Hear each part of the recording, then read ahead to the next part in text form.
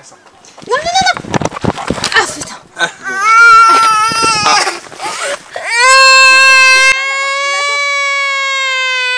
Désolée, mais tu peux pas sauter dans le vide comme ça. On doit partir dans 1 heure et je me suis cassé le doigt de pied. Je me suis cognée dans le mur. Là, est-ce que vous avez vu comme c'est épais par rapport au mur, la bande là? Du coup, je l'ai pas vu avec mon trouble de la proprioception et puis j'ai foncé en plein dedans. Et puis voilà, mon doigt de pied est mort. Je sais pas comment je vais faire la randonnée. Nous sommes nombreux et nombreuses à nous interroger sur nos origines, à nous poser ces questions. Qui étaient mes ancêtres? Est-ce que je leur ressemble? Comment vivaient-ils? Qu'ont-ils accompli? Étaient-ils d'humbles paysans, d'honnêtes travailleurs? Étaient-ils nobles? Étaient-ils des criminels enfermés dans les pires prisons de leur temps?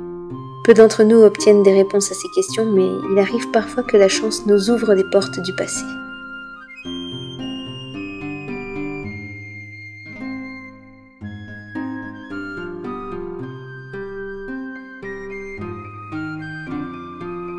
On est censé rejoindre quelqu'un et on va arriver très en retard et je déteste ça.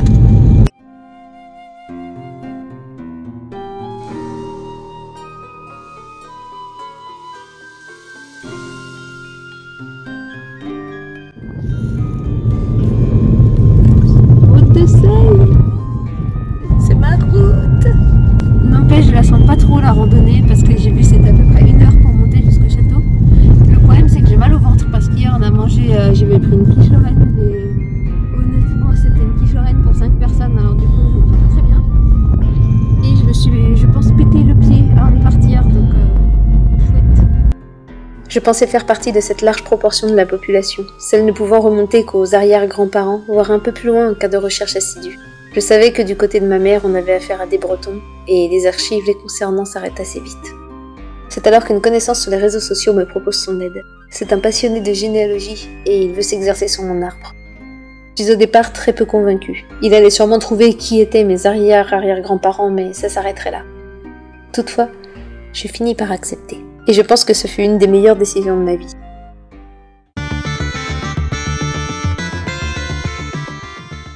Voilà, on suit notre ami Daily Geek. Elle va nous guider. Parce que là on était au lac du Coucou. C'est Attends, je disais on était au lac du Coucou. C'est un endroit qui est super joli. J'ai un bonbon dans la bouche, faites pas gaffe. C'est un endroit qui a l'air super joli. Mais du coup c'est pas du tout le bon endroit, faut qu'on aille plus haut. Donc on va suivre Daily Geek. Si vous connaissez pas sa chaîne YouTube, je vous invite à aller voir en barre de description. Il y a tout ce qu'il faut pour y aller. Grüezi, nous voilà arrivés près du château de Salm et on a rejoint notre cher Daily Geek. Ouais, je l'ai forcé à venir. Hein, bon, on n'y est pas encore, il y a un petit peu de marche avant. Hein. Chut, pas encore tout dévoiler.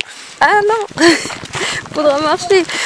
Il y en a, bonjour. Il y en a certains qui savent, c'est lui qui m'a fait mon arbre généalogique et qui a donc découvert que mes ancêtres étaient des Salmes.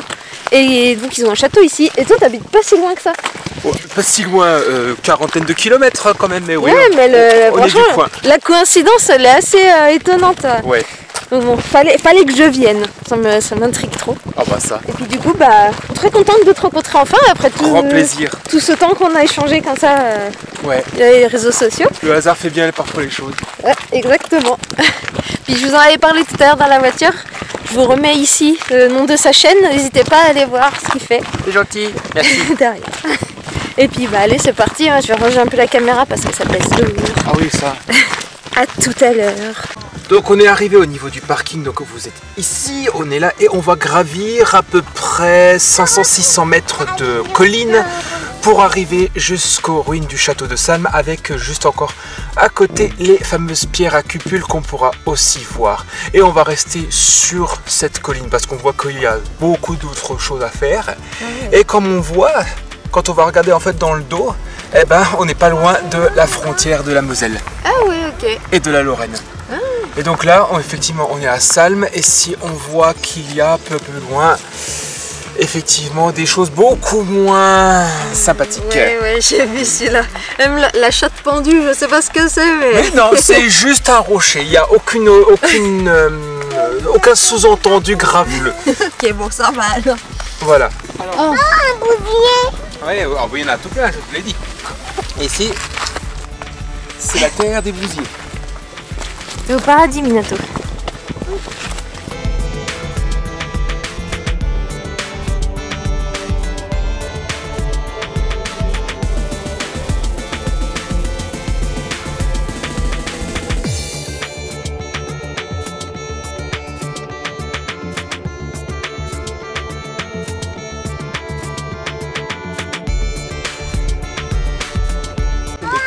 Oh, sympa. Ah oui, ah ben, il y en a tout plein, je te l'avais dit.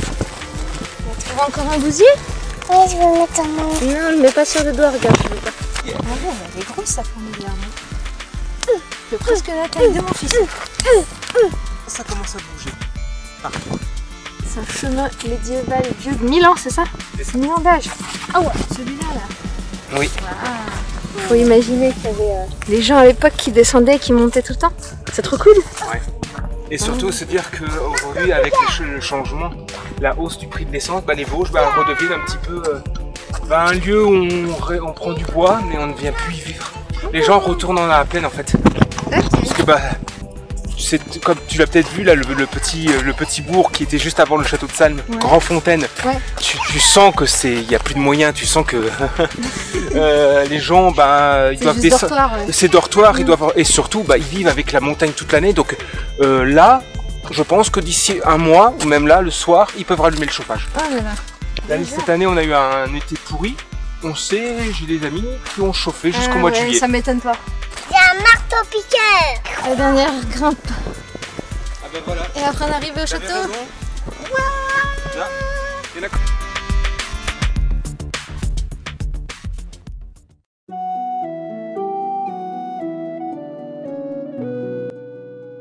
Étonnamment, ce fut du côté de mon père que nous trouvâmes le plus d'informations croustillantes. Pourtant, la famille de mon père, je n'aurais jamais parié dessus. C'est que ce sont pas des gens très causants, impossible d'avoir la moindre information sur qui que ce soit parmi les grands-parents ou arrière-grands-parents. Nous avons d'abord cherché du côté de mon grand-père pour découvrir une longue lignée de vignerons à Draveil, dans l'Essonne. Certains étaient même premiers marguilliers et d'autres jardiniers pour sa majesté, ce qui était étonnant puisque mon propre père a été tour à tour vigneron et jardinier. Les recherches s'arrêtent vers 1600 malheureusement, alors mon ami s'est rabattu du côté féminin de la famille. Voici Émilienne Henriette Zitter, mon arrière-grand-mère, née en 1904 à Ivry-sur-Seine. Longtemps un sujet de blague pour ma famille en raison de son nom. On lui prête tour à tour des origines belges et alsaciennes que ma grand-mère renie en bloc, mais on n'en sait pas plus. C'est à partir de cette femme, si lointaine et pourtant si proche de moi, que tout va commencer.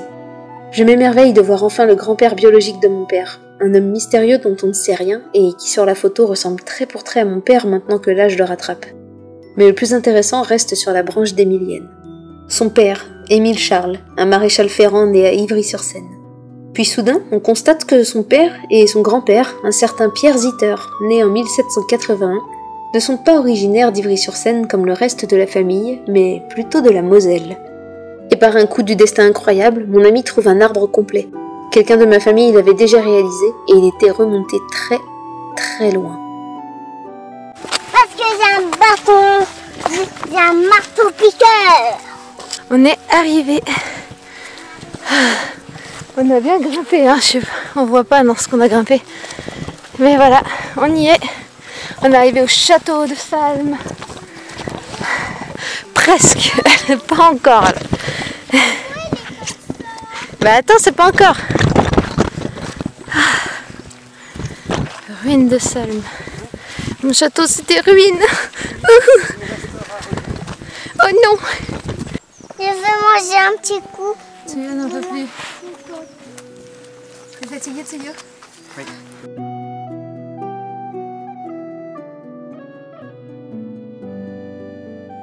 Allez, venez. Il n'y a pas de crabe dans les flaques, là.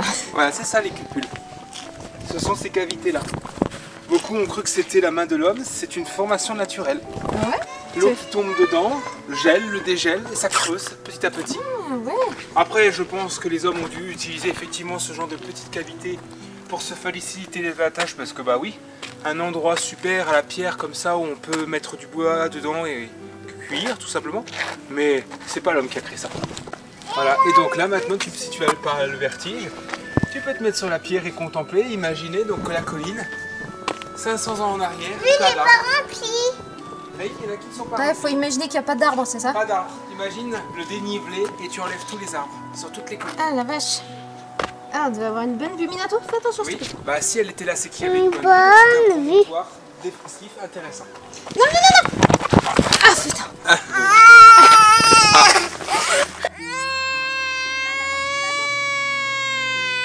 Désolée, mais tu peux pas sauter dans le vide comme ça.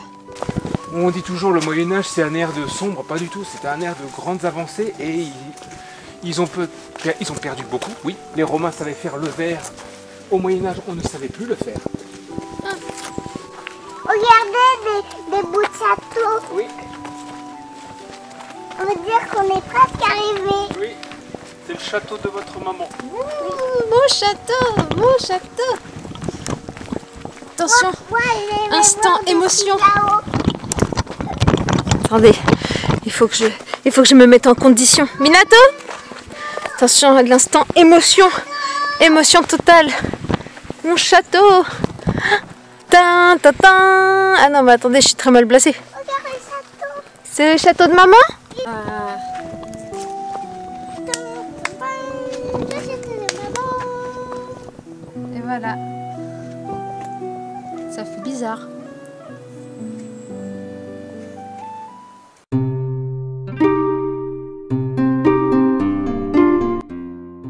Il y avait tellement de noms que cela en donnait le tournis. Mon ami remontait de son côté, je remontais du mien, sélectionnant surtout les noms de femmes. Marguerite Baumann, Marguerite Thiel, Anne-Marie Klein, Angélique Cass, née en 1650 à Saarbrück en Allemagne. Les choses devenaient dingues, je découvrais mes origines. Il m'en fallait toujours plus, alors je remontais l'arbre encore et il ne semblait jamais finir. Puis je suis tombée sur un nom qui m'interpella, Marguerite de Bassy, également née en Allemagne. Aurais-je des ascendances nobles? Ce « de » m'intriguait. Je cliquais sur son père, Peter de Bassy, né en 1570. Il était échevin, un magistrat nommé par le Seigneur pour rendre la justice sur ses terres. Les choses devenaient sérieuses. J'étais trop excitée pour m'arrêter là, alors je continuais. En parallèle, mon ami trouvait d'autres informations intéressantes jusqu'à ce qu'un soir, alors qu'on était justement en train de discuter, je fis la découverte. Maria Ursula von Salm-Kirbourg. À n'en pas douter, un nom de noble. Née en 1518 à Kirbourg-Rheinland en Allemagne, comtesse du Rhin-Kirbourg. Je n'en revenais pas, une comtesse dans ma famille. J'étais complètement choquée. J'ai envoyé une myriade de messages à mon ami qui me répond que j'ai une chance incroyable car si elle est noble, alors il y a de fortes chances pour remonter encore plus l'arbre généalogique. Et c'était vrai, le père de cette chère Ursula, un certain Johann VII Wild et Rhingrave de Salm, né en 1493, puis son père, Jean VI de Haute-Salm, Jeanne de Salm, Simon II de Salm, Jean III de Salm, Jean II de Salm, Simon Ier de Salm, Jean Ier de Salm. Nous sommes alors en 1260, une date qui dépasse toutes mes espérances. Mais ce n'était pas tout. Henri IV de Salm, puis Henri III de Salm, Henri II de Salm, Henri Ier de Salm, Hermann II de Salm, Hermann Ier, et là, nous sommes rendus en 1037. 1037. Une grande lignée de Salm, le nom me plaît. J'ignore pourquoi, mais je m'en sens proche. C'est à ce moment-là que je décide de l'adopter et que je me renseigne plus sur le blason et la devise. On que ne jamais. J'en cherche encore le sens exact, alors si vous avez une petite idée, vous pouvez m'éclairer en commentaire, ça serait très sympa. Voilà, ça fait un truc hein, quand même. Bon, c'est des ruines, mais se dire qu'il y a ses ancêtres qui ont été ici, pas mal. Bonne sensation. Ouais. Ah, c'est un jeu ça. Oui. C'est le cercar de lièvre, c'est la poursuite du lièvre, oui.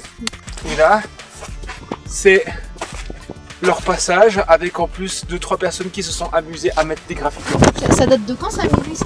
Ça, ici, c'est... Alors, ça date de 1779, je crois. L'an 1775. Ah, ok. C'est caché là. Le 1 est toujours dessiné de cette façon-là. Ok. Ah bah fallait le savoir. Oui. Imagine juste cette tour. Là, tu la vois telle qu'elle. Elle a sa base. Tu vois l'arbre qui est derrière. Tu fais grimper la tour jusqu'au niveau de l'arbre et tu rajoutes encore un quart. C'était la hauteur de la tour. Ah ouais, donc ça allait à peu près genre là. Voilà. Donc, Homme du château, s'il vous plaît, on voudrait passer. Donc, on va aller se faire un petit peu l'aventure maintenant. Et on va Parce que du coup, j'ai pas filmé au début, mais ici, c'était la place où on attendait et du coup, le pont-levis se baissait là. Et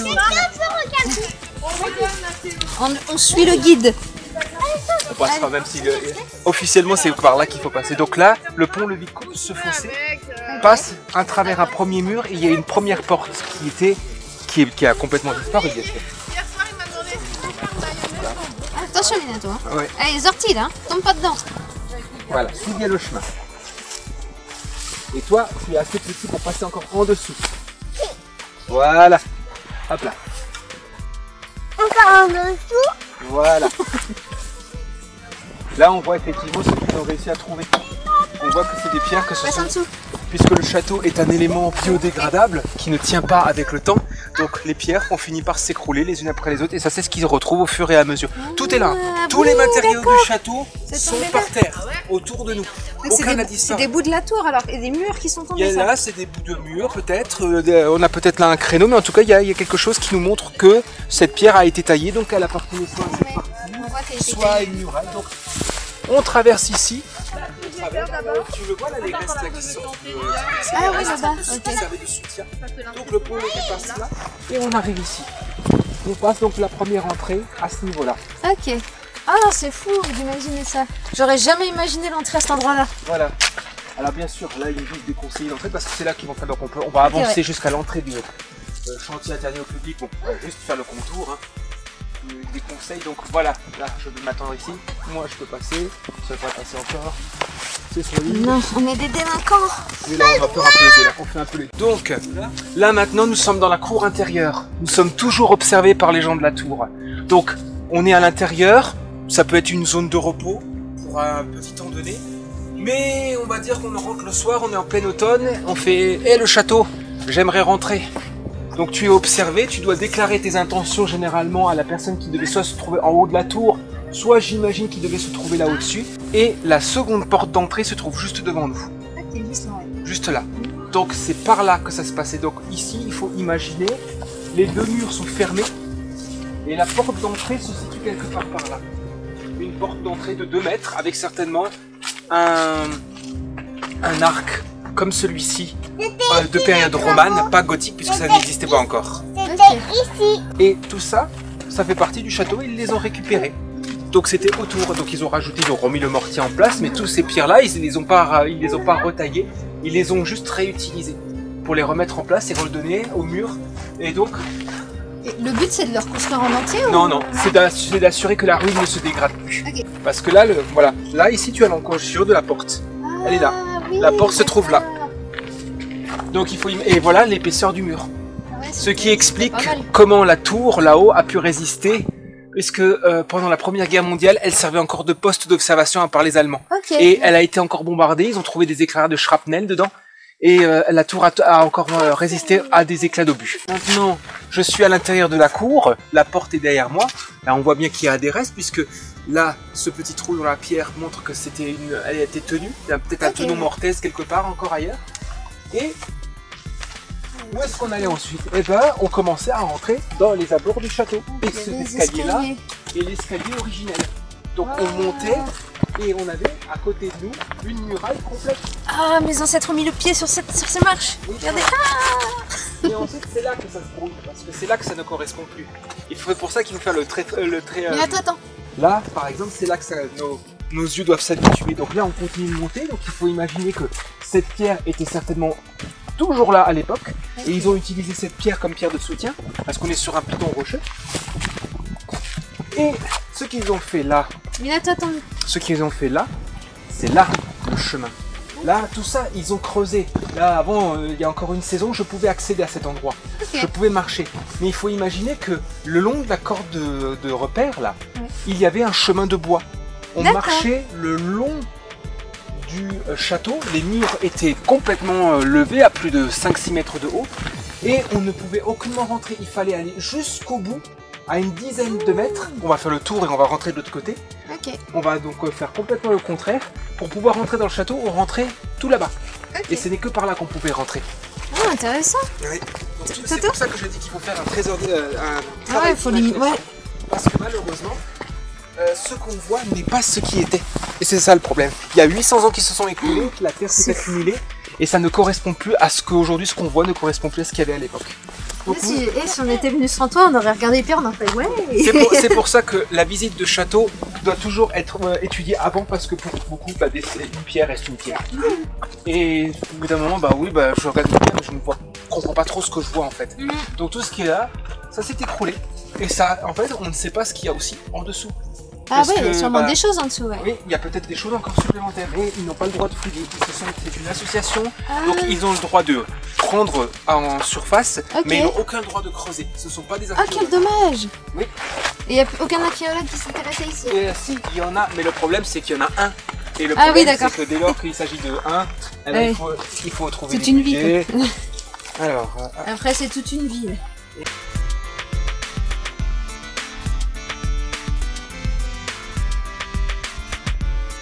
Et là, par exemple, on voit un effort de ce qu'ont fait les architectes. C'est par exemple ce que tu vois là, cet arc du cercle, n'est pas un élément décoratif. C'est un élément en fait qui sert à transvaser la force, puisque le piton, ils se sont adaptés au piton rocheux.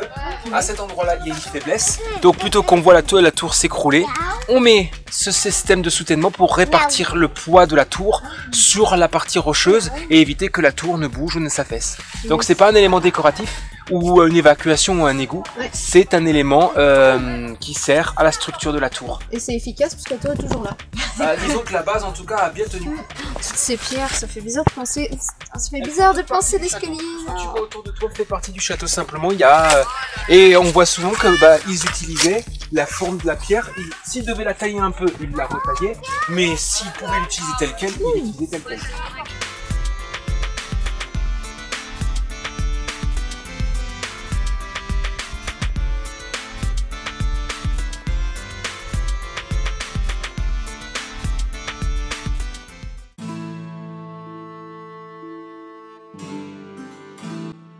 J'informe ma famille entière de la découverte et je crois que pendant ce temps-là, mon ami continue à remonter l'arbre. Un soir, il m'annonce que je suis la descendante de Siegfroi II de Luxembourg, né en 927, comte de Luxembourg et fondateur du comté de Luxembourg. Mon ancêtre avait créé le Luxembourg. Et plus troublant encore, en cherchant un portrait de lui sur le net, je suis restée sidérée par la ressemblance incroyable avec les membres masculins de ma famille, en particulier mon père. Blond bouclé, l'air grave, le visage long. On commence même à dire que je lui ressemble, alors je prends une photo avec le même air que je ne force pas car c'est ma tête au naturel. Et oui, je lui ressemble. Incroyable. Mais l'épopée ne s'arrête pas là. En parcourant Wikipédia en quête d'infos sur lui, je découvre que sa mère est Cunégonde de France, arrière petite fille de Charlemagne. Charlemagne était dans ma famille. Comme pour beaucoup de Français, il est vrai, mais combien parmi nous peuvent le prouver? On continue de monter. Pépin le Bref, Charles Martel, Pépin de Herstal, Hans Gisel, je ne sais pas trop comment ça se prononce, désolé. Puis Saint Arnoul, évêque de Metz, né en 582. On s'arrêtera ici. 582. Moi qui n'imaginais de pouvoir remonter que jusqu'au début du 19e siècle, je suis sous le choc. C'est une sensation indescriptible. Se regarder dans la glace et y voir des ressemblances physiques avec un homme mort il y a 1000 ans est sans aucun doute ce qui me trouble et me fascine le plus. Moi qui avais du mal à apprécier mon visage quand je ne souris pas, je me mets à l'aimer. Ce visage n'est pas sorti de nulle part et il est une trace des membres qui composent ma famille.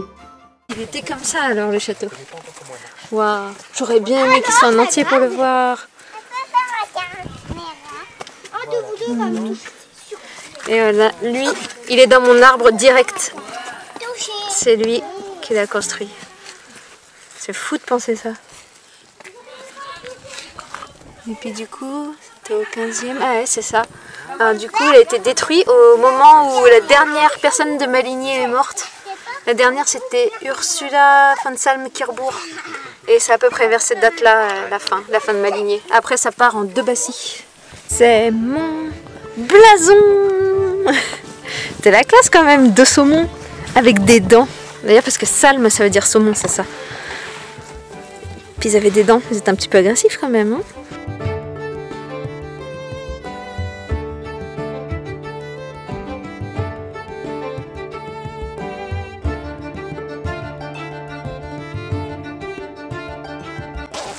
Allez, on va monter. Voilà le mur Quoi? qui fermait le château extérieur.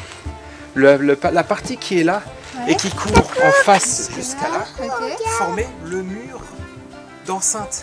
L'épaisseur que tu vois qui fait presque 1 mètre d'épaisseur fermait le mur qui allait là. Le mur partait donc de l'éboulement qui est là et allait jusqu'ici se coller. Jusqu'à là. Là, Ok. pareil, donc on a une tour qui monte au-delà de l'arbre et les trous que tu vois ici sont les encastrements qui servaient pour les barbacanes, pour les sorties extérieures. Donc tu avais la tour, mais tu avais aussi la construction de bois qui ceinturait la tour pour permettre de marcher autour et de faire le tour. Donc c'est pour ça que je dis toujours qu'il y a un effort, il faut imaginer une tour qui dit en gros qu'on regarde avec cet angle de qu'on a cet angle de vue là, et en plus il faut imaginer qu'elle avait encore en plus des équipements de bois. On entre comme dit dans la partie la plus ancienne du château, celle qui existait depuis le XIIe siècle, et la partie habitation. Parce que ici en fait les gens de passage restaient à l'extérieur, et ici, donc on va vite le comprendre, il faut avancer un peu pour mieux comprendre. Donc de là, voilà, on marche en plus dessus. Donc là encore pareil, on passe par une porte, ici, mais c'était une porte qui était réservée. Donc là il faut imaginer un passage, peut-être une cour intérieure, et juste devant nous, un mur qui monte de 5 mètres et des habitations. Un mur qui sert en 2 rectangles et qui va jusqu'à la tour, et c'est ça la partie habitation. Ah ouais, attends, c'est quoi ça? Ce que tu vois là, c'est une citerne. Ah ok. Évidemment, autour de salle, si tu as remarqué, il n'y a pas d'eau. Ah bah oui. Donc ouais, ils étaient obligés de Aucune stocker. rivière, on n'entend aucune source, il n'y a rien du tout. Attends, c'est bon là. Tout devait être stocké. Ah ok, ils stockaient l'eau ici alors. Exact. Ah c'est joli. Les voûtes et tout. T'as vu Toto? L'eau était stockée ici. Quoi l'eau? Bah l'eau, de l'eau. Je sais pas quoi te dire de plus.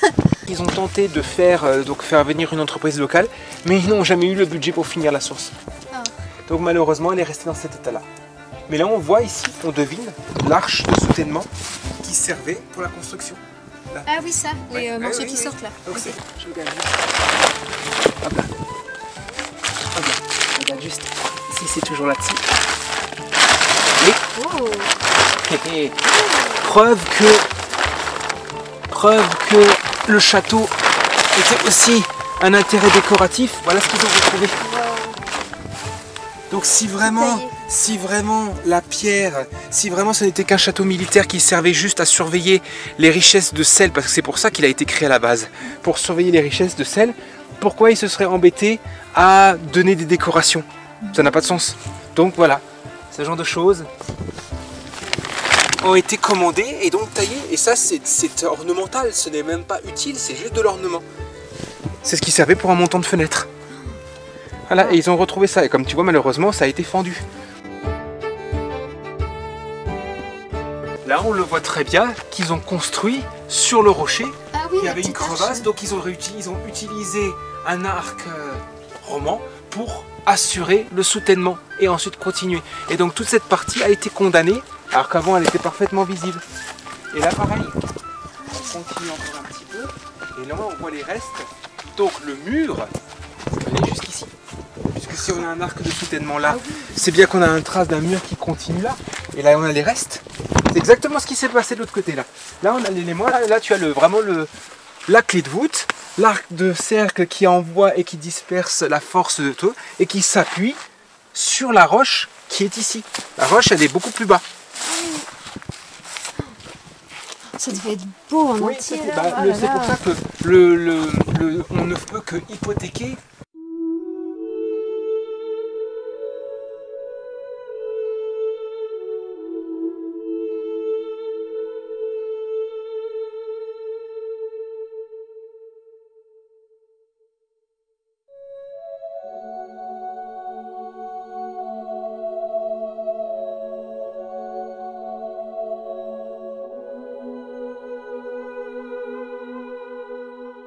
Allez, j'arrive, j'en prends un. Là, il faut bien marcher sur les talons. Attention. Ah, attention, ça coûte à moi. Ouais, on va se donner la main.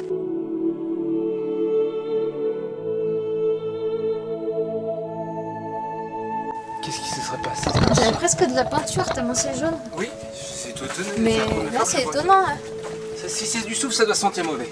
Mais ça m'étonnerait. Mais c'est un non, champignon. ça sent rien. Ouais, c'est un champignon. C'est une mousse. C'est une mousse. Ouais, c'est une jaune. mousse. Incroyable. On essaie de redescendre sans se casser une jambe. Déjà que je redescends. On a fait la montée et la descente avec un pied cassé. Avec des doigts de pied cassés. Là, une belle grotte. Vous voyez la petite là. À l'époque, c'était à l'époque. C'était à l'époque. Oui. À l'époque de quoi? À l'époque, quand les gens ils s'abritaient. Quand les gens s'abritaient. Et c'est ici, sur les bords de l'étang du Coucou, qu'on va se quitter. Et est-ce que vous avez passé une bonne après-midi? Alors, vous avez passé une bonne après-midi? Non.